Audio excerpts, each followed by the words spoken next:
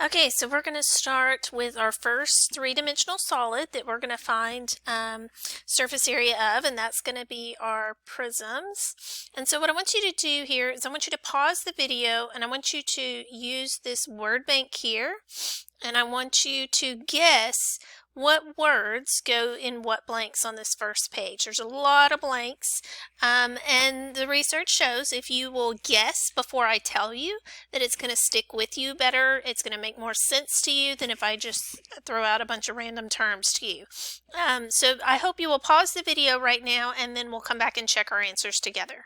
Okay, let's go through and check our answers. So the first one, the bases of a prism have to be congruent polygons. They have to be the exact same size, exact same shape. In this case, they're the top and the bottom, but remember this thing can be turned on its side.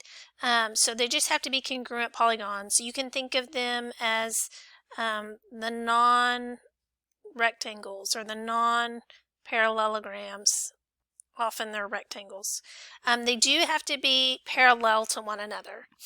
Those are some crucial things about bases. Our next term is lateral. Lateral coming from the Latin word lattice or side. So these are the sides faces. They are not bases, and they have to be parallelograms. Now again, often they will be in the form of rectangles for the sides, but we'll see here in a minute that that's not always the case. They do always have to be parallelograms.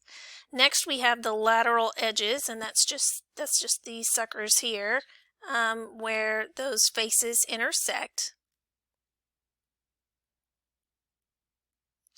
And then we have some important things that we're going to need in order to find surface area. Just like on other shapes we've seen previously, we're going to have an altitude.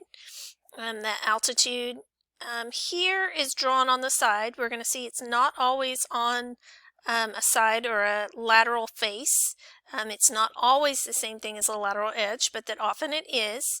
What it does have to be is perpendicular to both bases. Then the height, so that altitude is going to be our height when we go to find volume, especially here, and then but also for surface area. And then you can think of height, this isn't a key concept here. Height is like the distance between the bases. Okay, so in the next video we're going to look at what happens when you have slanty things and what happens there.